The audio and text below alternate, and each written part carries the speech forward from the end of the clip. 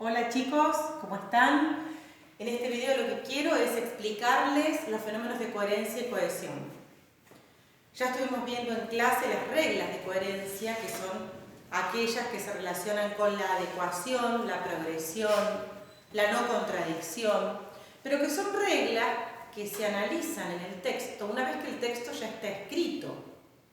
El tema es, para llegar finalmente a ese punto de la escritura, para decir, bueno, finalmente terminé el texto, lo escribí, tengo que pasar antes por todo un proceso. Y en ese proceso de escritura es donde tengo que estar atenta a los fenómenos de coherencia y de cohesión que voy a emplear.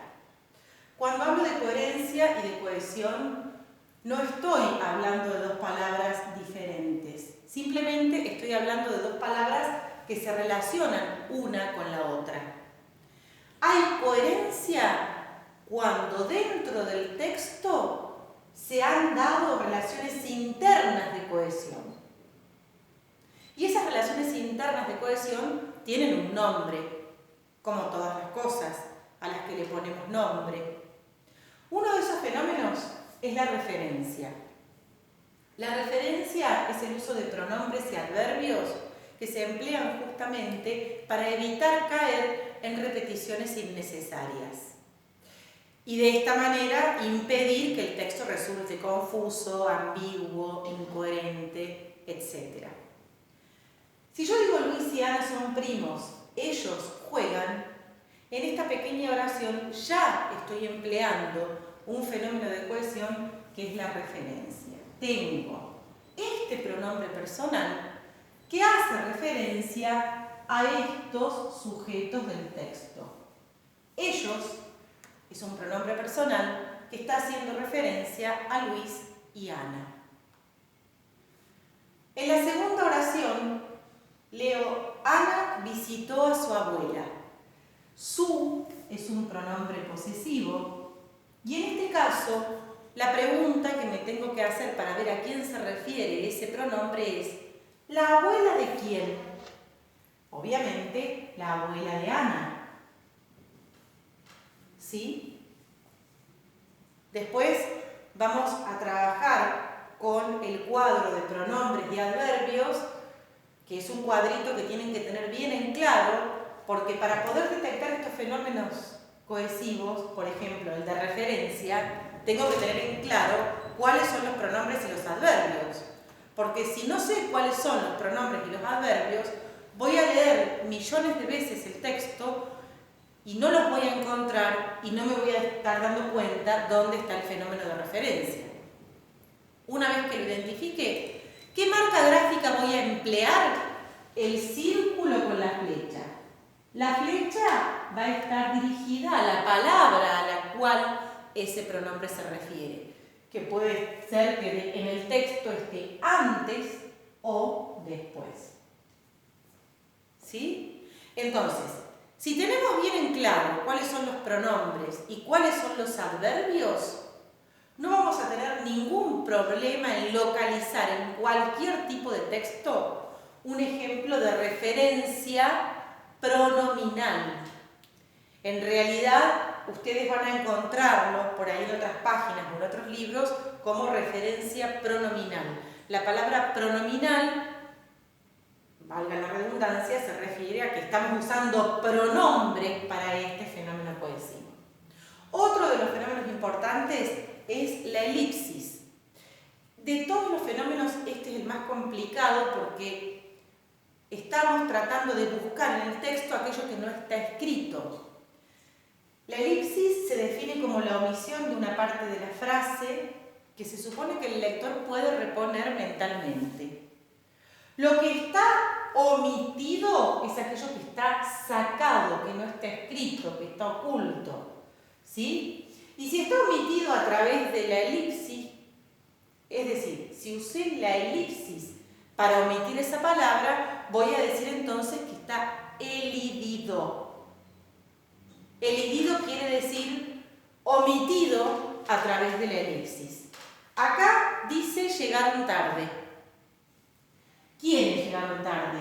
Por supuesto que como lector deduzco que ellos llegaron tarde.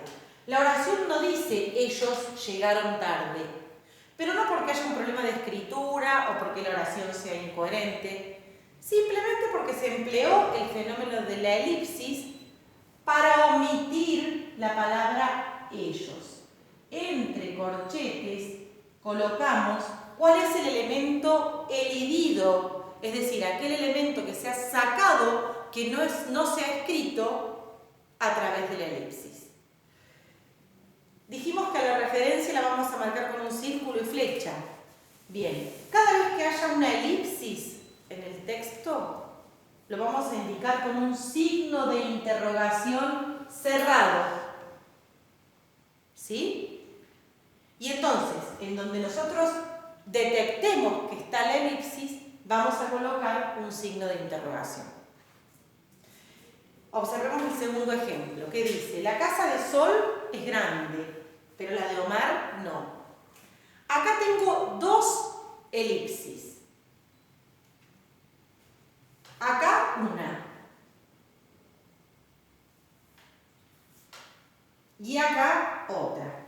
¿Por qué? Porque en ambos casos he elidido dos elementos. Digo, la casa de Sol es grande, pero la casa de Omar no. ¿No qué? No es grande. Se supone que el lector va a entender que me hago referencia a que no es grande, no a que no está pintada de verde.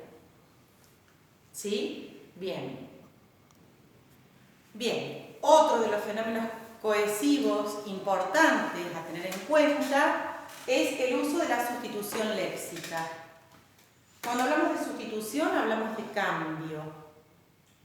Cuando hablamos de léxica hablamos de palabras, o sea que básicamente la sustitución léxica tiene que ver con el cambio de palabras para evitar repeticiones innecesarias.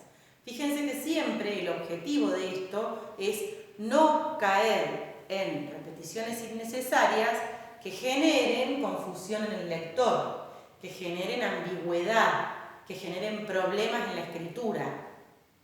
Bien, dentro de la sustitución léxica tenemos que distinguir tres elementos. Usamos normalmente dentro de la sustitución léxica la sinonimia, que es el uso de sinónimos. Si estoy hablando de un evento musical en una nota periodística y no quiero volver a usar la palabra evento, puedo emplear espectáculo, acontecimiento, suceso. Pero ocurre que no todas las palabras tienen sinónimo. Y entonces, ¿cómo hago? Utilizo la paráfrasis. ¿Cuándo voy a utilizar las paráfrasis? Cuando esté justamente ante palabras que no tienen sinónimo. Por ejemplo, los sustantivos propios.